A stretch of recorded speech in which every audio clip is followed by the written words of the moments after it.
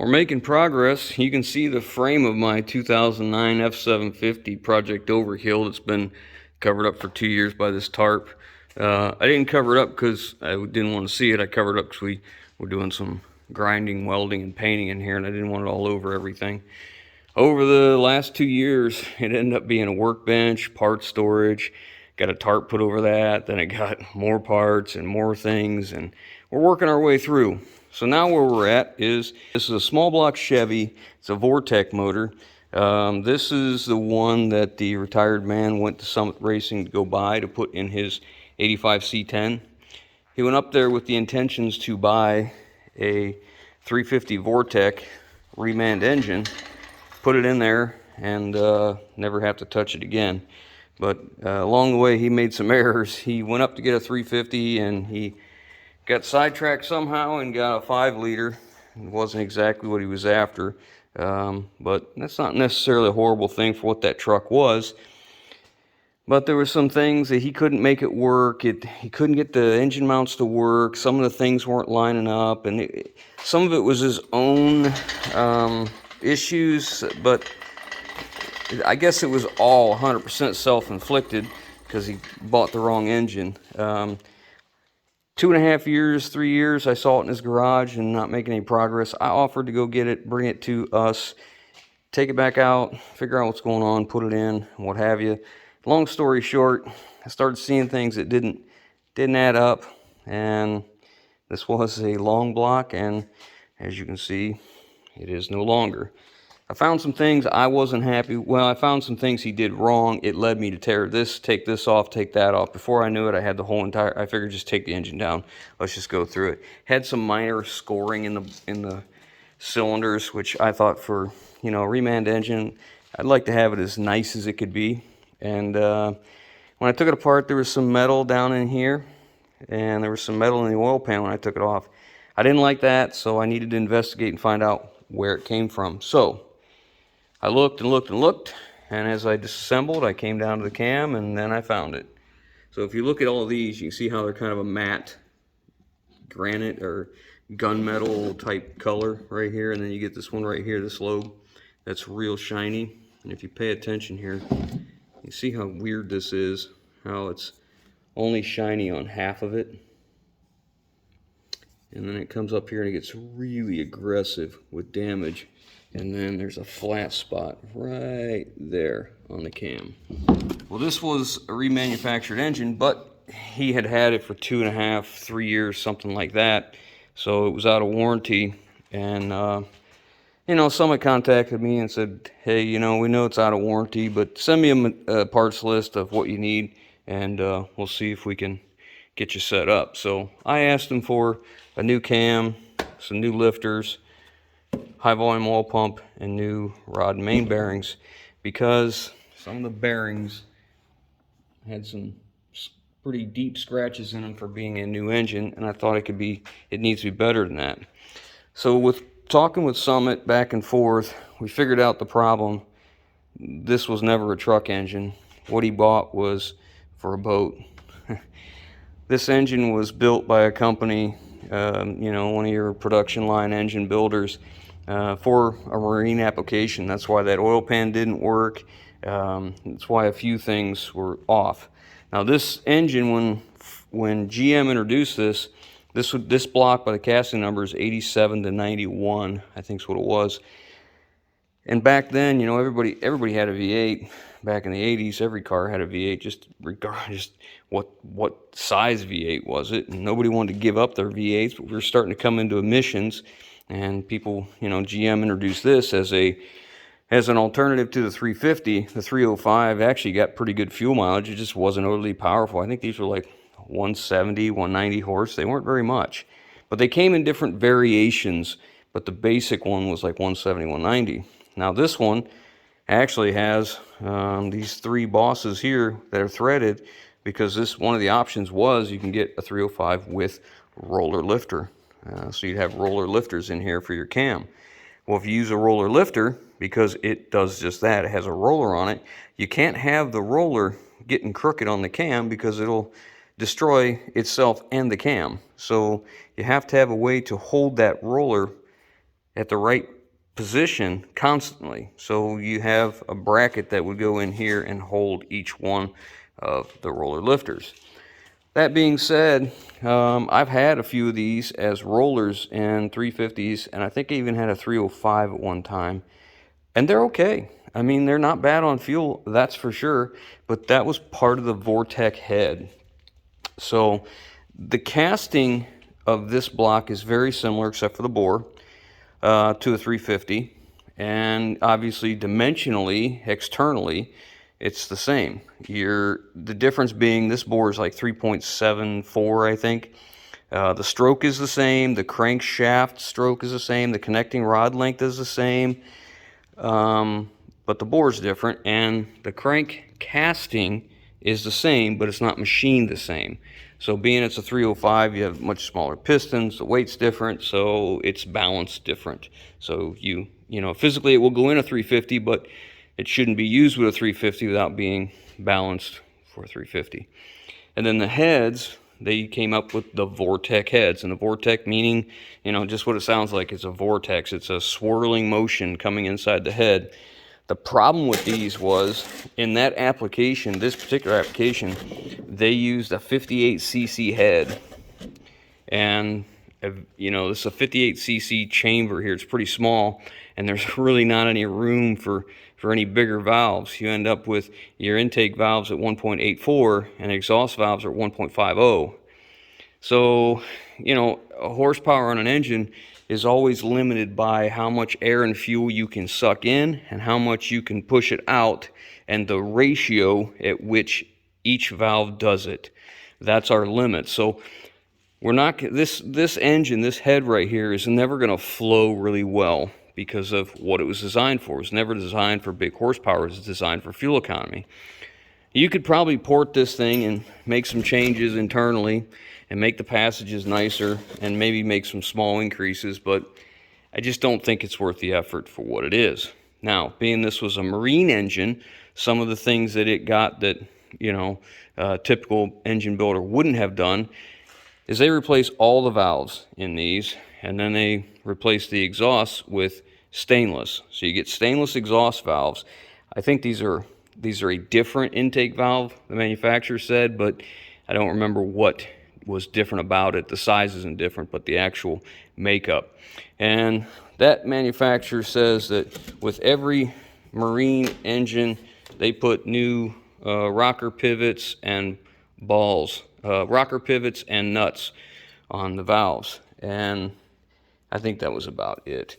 So the differences in this to a marine engine is they've done these things I've told you about, but they also use a different piston. They call this a marine grade piston, and I've tried to find this number and find out what that actually means right there, but to no avail. I have not been able to find any information on that piston or the rings that they say they use.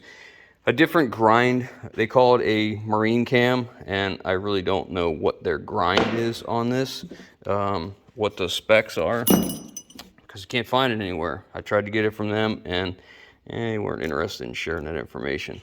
And they use a double roller timing, double roller timing chain. They also say they use brass freeze plugs, but I got a couple of these with no paint on them. They're not brass, so I don't know what happened there. So those are the big differences. Now, I'm not exactly sure how they do this, but this builder says that this engine, they rated at 230 horse. I'm not sure how they got 230 horse with these heads, because basically the flow rate of these heads, well, that's a coolant passage, but the flow rate of the intake and exhaust on a head, really, you can do the math on it and figure out the total potential that an engine's horsepower can make based on how much air comes in, how much air goes out, and the percentages of difference between the two. It's a very simple formula to figure out. So I'm not sure how they're saying they got 230, but I guess it doesn't matter. So when Summit reached out to me and said, yeah, you know, we'll see what we can do, I asked for the 16 new lifters, again, the oil pump and the bearings, and some assembly lube, and a cam. And they asked me what cam I wanted, and I thought, well, for the application, this was going to go in that guy's C10. Let's just go with a standard stock 350, 305 cam. So we went with this cam. This is Summit 1100, and I got the cam card here, and it shows everything on here as far as to where are we? I wrote it down on another piece of paper because I forgot this was in here. Okay, so lift at the cam is 245, which everybody always goes by lift at the valve, which is your 368 is what they're showing on the intake, and 398 on the exhaust, meaning they're measuring it right here. So this valve here, the exhaust one, opens 398 thousandths. So, you know, 300 and, I don't know if that's 300. It's 3/8 of an inch about. That opens, and this one opens 3.68, yeah, roughly about the same, a little bit less for the intake. And then you'll have the duration. Duration is just what it sounds like. Duration is how long, how many degrees of the engine rotation has passed while this either valve starts to open, completely opens, and begins to close till it finally closes off a base circle. And they're showing on the intake 260 degrees, and on the exhaust is 270. So this would be what they call a dual platform, dual plane cam, meaning that the durations are different. I don't see the lobe separation on here anywhere. Thought I wrote it down. Yeah, I don't see it. Oh, lobe centers. 104, and that's what I got. Yeah, 104. So 104 degrees, if you don't know lobe separation, this is probably a lot to take in, and very quickly for the way I'm explaining this, but I guess we'll get into this. So the cam itself has a base circle, meaning it's a circle, just like this journal. And then the lift is anything above that circle. So if you notice how this comes like this, and then it starts to lift. So our lift really starts down here, where it starts to push the lifter up, and then it pushes the push rod, hits the rocker, and then the rocker comes over, pushes on the spring, opens the valve.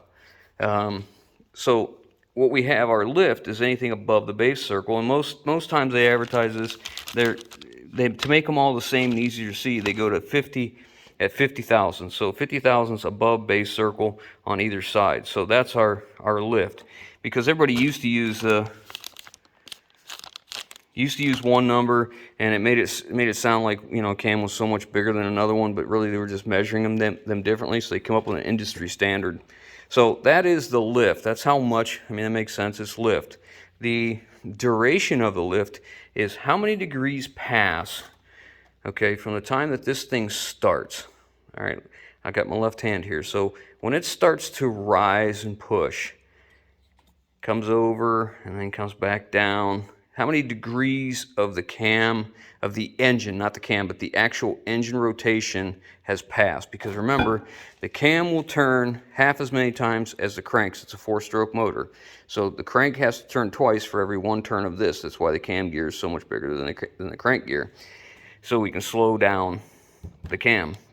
So that duration is the amount of time that this is open.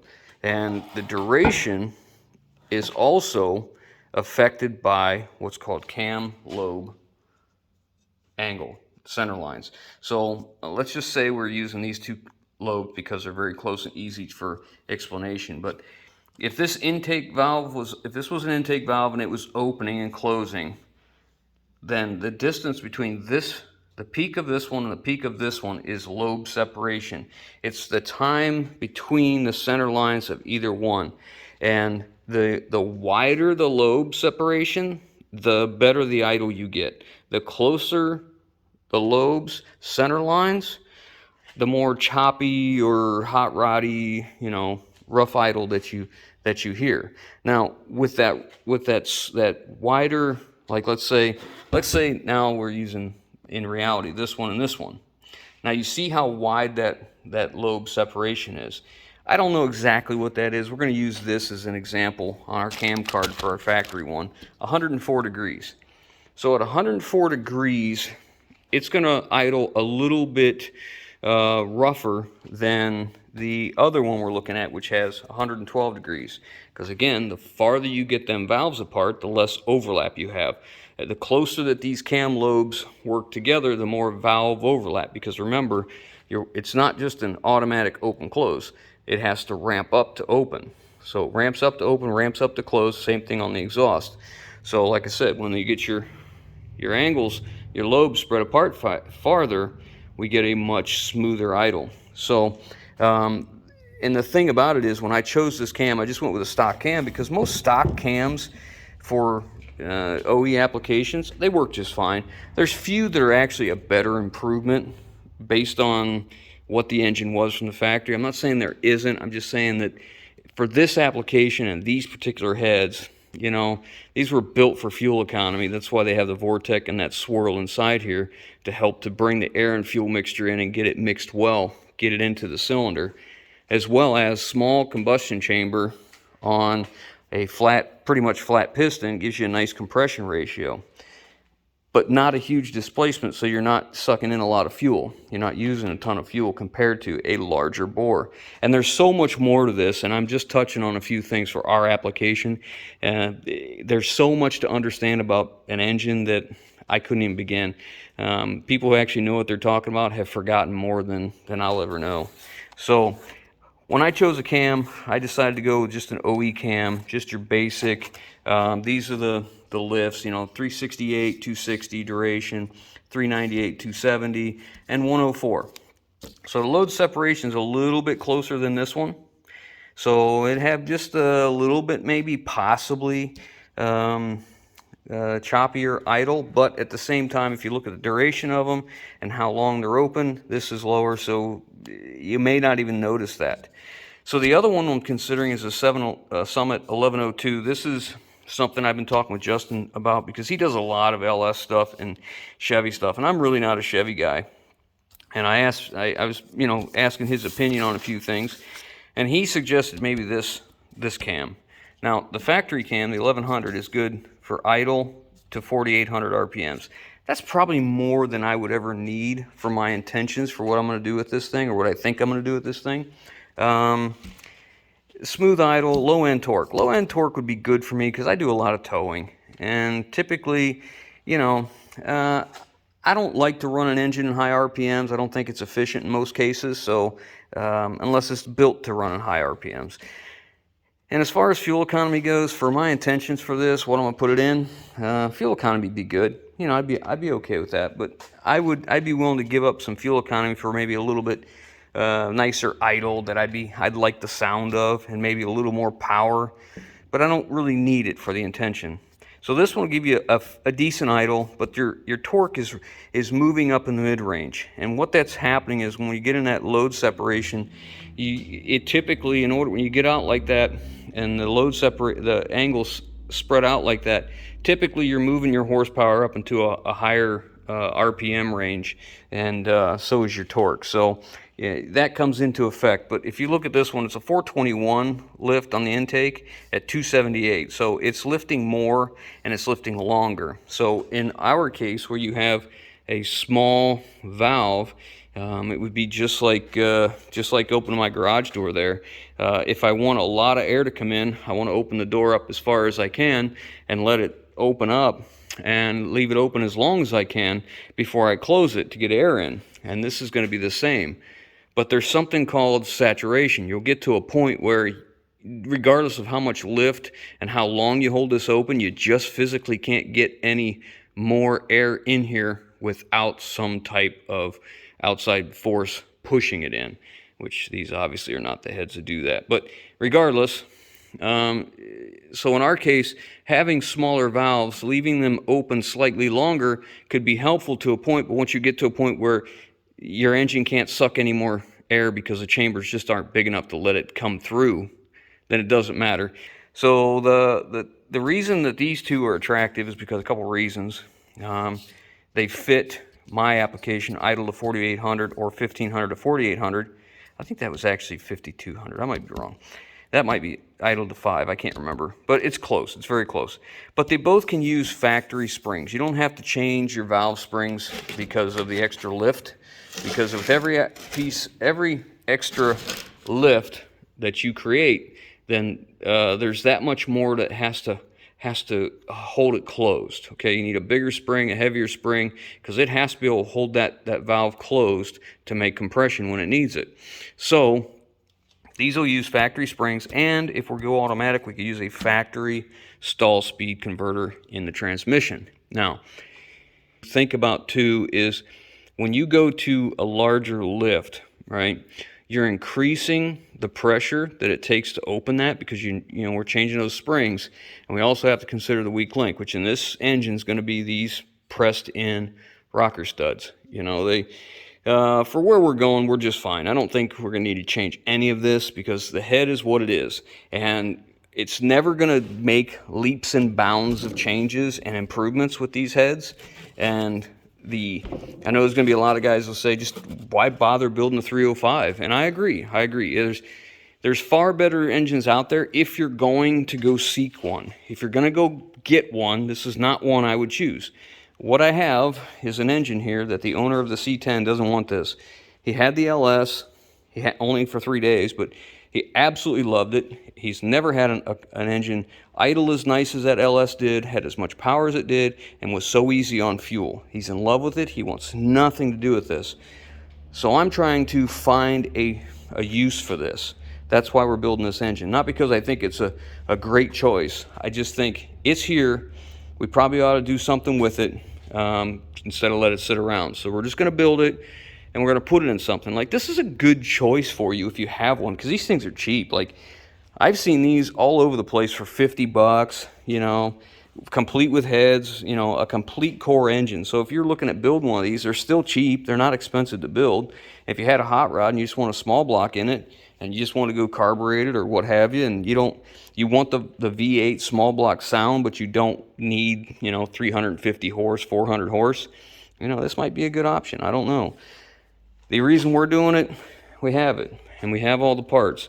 And when Summit was gracious enough to give us these parts, it seems disrespectful, there's my lifters in there soaking, not to use them and put this engine back together to use. So that's what we're going to do. The only question is, am I going to build it with this cam? Like, this cam is a good suited cam for what we want to, my intentions are. But I just think that I might like a little bit more lift and maybe a little bit more power. Like a factory cam, again, what are we looking at? 170, 190? What I'm thinking about putting this in probably only had 80 or 90, so it's a huge improvement. But and I'm sure a lot of you guys know what I'm thinking. I'm currently looking for 1988 to 1992, I think, or 91 Chevy S10. I don't care about the motor or transmission that's in it, because obviously I'm not going to use it, but I want it to be a clean body. I want a nice interior. I don't want I don't want anything that's been butchered up, and I just want a nice clean old truck that I could put this small block in, maybe run throttle body injection or tune port TPI or something like that. Just something, a little neat toy to drive around in and hang, you know, just like my red Night Series truck. I'd like to have something like that just to run around in. And I want it to be streetable. I want it to do highway speeds comfortably, and you know, it'll be two-wheel drive probably. I would take a standard cab, an extended cab, either one, but I want a short bed regardless of what it is. I don't want a long bed. I don't like the looks of them and never have. And, you know, I'd like to be around a couple $1,000 for a decent body, because that's what I'm getting. I don't care about the motor, don't care about the transmission. If the rear end's good, great. If it's got decent aluminum wheels on it, that would be nice. Save me some bucks there, but, you know, it is what it is. I'm just going to keep looking. But I think we're going to go ahead and assemble this. And we're going to use it. Probably not ideal. I wish I could find the specs on this cam. I can't find any markings that would tell me, no stampings or nothing on the ends of it that would tell me what this thing is, who made it, who ground it, whatever. It might have been an OE cam. Maybe they grind them. I don't know. But I can't find the information on it. So I'm going to try and reach out to that company again that built it and see if they're willing to share what this grind is with me now. I don't know if they will or not, but Otherwise, we're going to look at one. I don't know which cam we'll do. I mean, we have this one already. Makes sense to use it. It would, I don't know. We'll see. It would perform just fine with this in our application. But I'm not sure if anybody wants to see this get built or not. If you do, leave it in the comments. If you don't, well, you don't have to tell me you don't want to see it. It's okay. I'm just trying to clean up some projects here, get some stuff done, get this ready for when I find an S10, so I'm not waiting to build the engine. Because we're waiting on the parts for the LS motors. You can see the Summit box there. There's a lot of our parts already, but we're waiting on the block to get back. I have not heard from the machine shop yet what all it needs, but I want to keep going. I want to keep making progress, so I'm going to go ahead and throw this motor together, and I'll hold off on the cam till I decide what I want to do there. I don't think it'll be too long for me to decide what I want, but more than likely we'll just use this. It'll be just fine. This cam isn't expensive. It's like 130 bucks. But it brings me up to 1,500, which means, you know, I got to raise it idle to 1,500 before anything really happens, which isn't a bad thing. It's just that this probably suits my driving and my purpose better. I don't know. We'll see. Let me know what you think. If you got an idea of something else that we could use this for, I'd be okay with entertaining those ideas too. But I don't want to do an all-out build. I want to make it something quick and fast. Like if I buy something that had one of these motors in it, and we just swap this out, put it in there, and get rid of whatever it was in, that'd be fine. I have another LS motor we can use for the S10 if need be, and I have a 4L60 two-wheel drive transmission sitting here, so we have options. But we need to put this together and do something with it. So unless something else comes up better, it's going in an S10. Thanks for watching, guys.